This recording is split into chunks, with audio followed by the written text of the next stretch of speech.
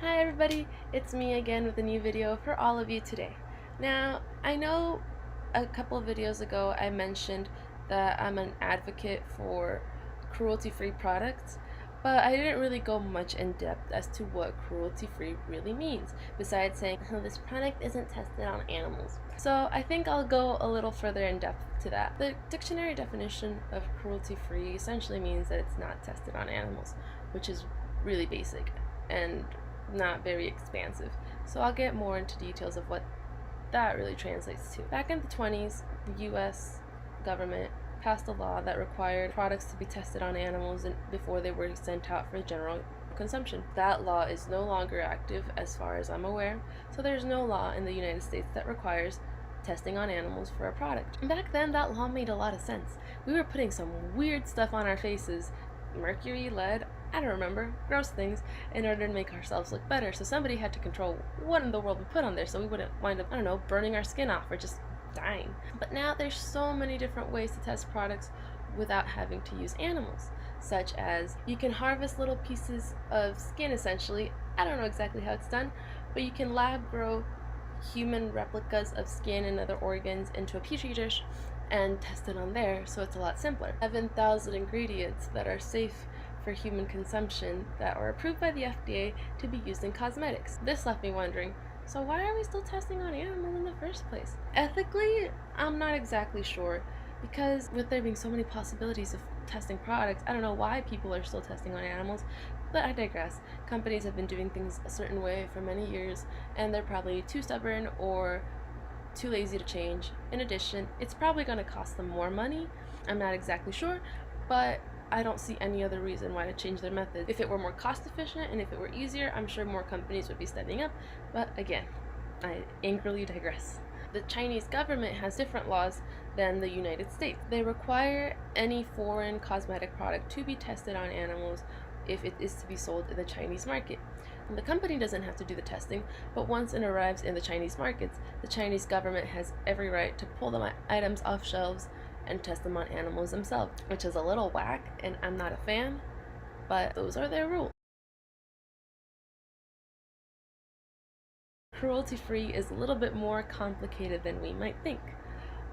Even if a company does absolutely no testing on their own, whether it be the finished product or the ingredients, which too I will get in a little bit, if they sell in China, they can't really be considered cruelty-free, because going into that market, the brand has to know that their products will be tested on animals, which is a bummer because there's a huge amount of brands that would be considered cruelty-free if they were to stop selling in China.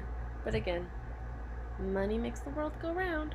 Now, going back, before I delve too much in what brands could be cruelty-free but are not because they sell in China, there is still also animal testing done in the US, surprisingly. They don't just have to be sold in China to be not cruelty-free.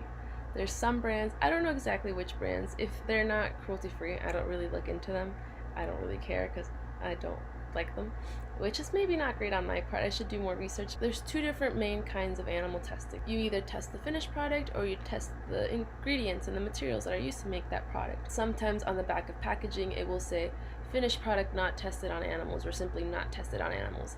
That's not very specific as to if the ingredients were tested individually and those could cause harm, or if the product wasn't tested at all. Vice versa, if it's just the ingredients that are tested and not the final product, you don't know because it doesn't say. Now you may also be wondering, isn't there standards for there to be like products that can be considered cruelty-free or not? And there is, but that's also where it gets really tricky.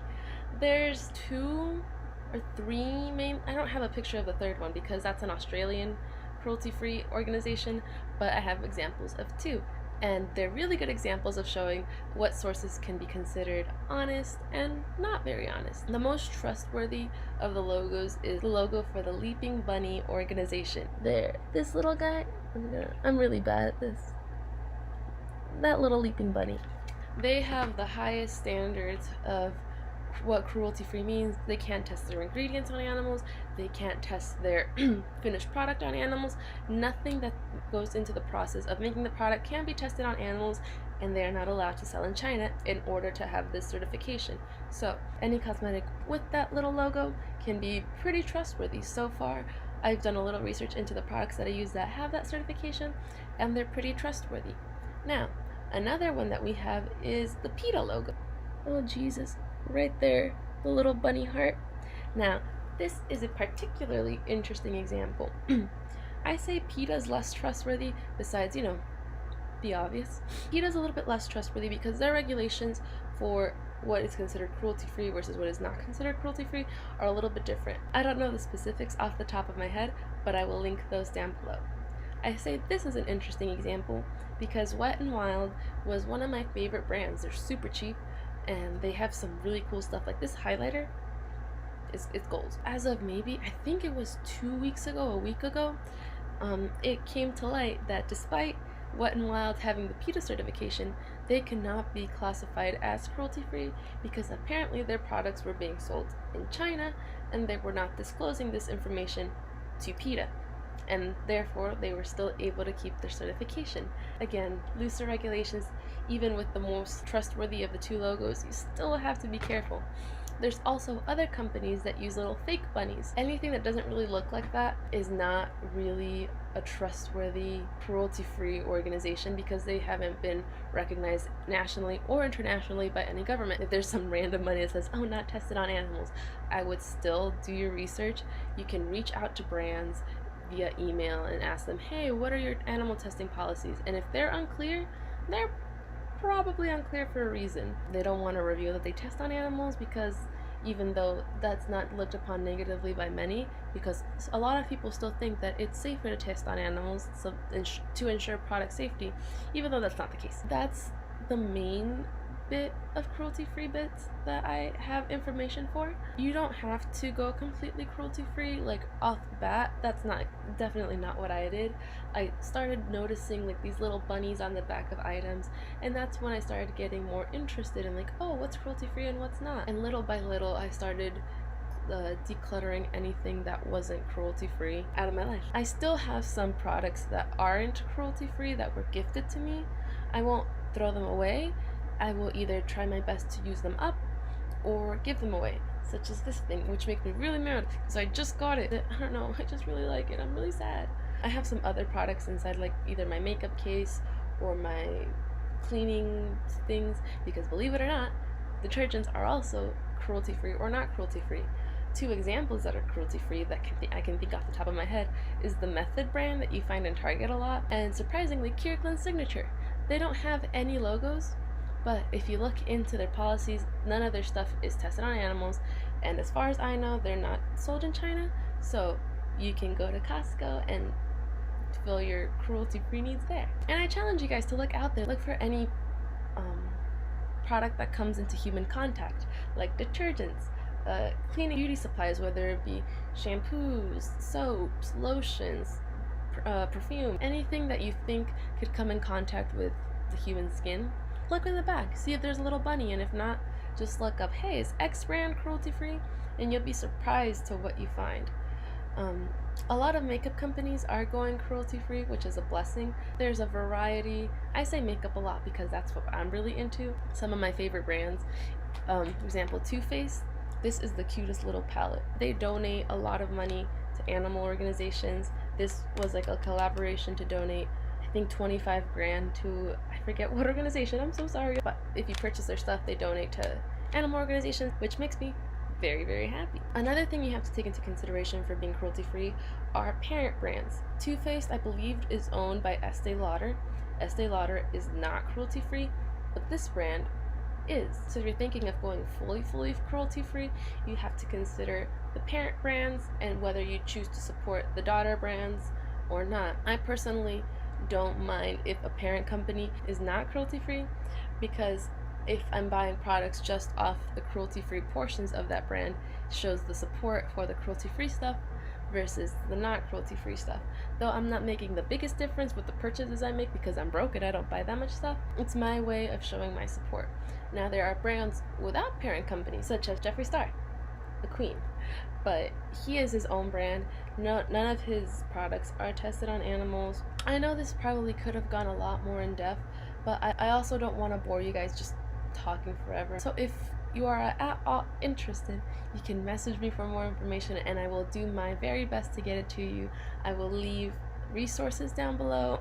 For now, just consider me the basic Wikipedia article for all the good knowledge that is to be found. I am in no way pressuring anybody to change what products they buy. If you want to keep doing whatever you're doing, you do you. If it works for you, it works for you, and I'm really happy for you. But I feel like my job is just to spread awareness, because since going cruelty-free, I just feel a lot better.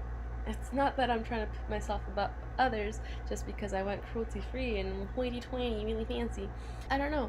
I feel like it's just my little contribution to the community, and I love animals. So any step I can take in hurting less animals makes me really happy. Again, I'm not vegan or vegetarian, so maybe that seems a little hypocritical on my part, but as I've mentioned before, anything that you can do helps. So if you're really into what I'm talking about, I suggest you go check it out. It doesn't hurt. And it's also really fun just to do some research. I found so many good brands that I would have not heard about had I not gone cruelty-free. One last thing, now that I'm saying that, there's a lot of brands that look cruelty-free but are not, which again is where research comes into play. I thought that like Aveeno and Simple were cruelty-free for the longest, but they're not. Just because they look like natural and eco-friendly doesn't mean that they're cruelty-free. But you will find that a lot of cruelty-free brands are very eco-friendly, vegan oriented, which is really nice. We have to take care of our bodies. And if we're looking into cleaning supplies, the world around us, because we're inhaling that. I leave you all with this.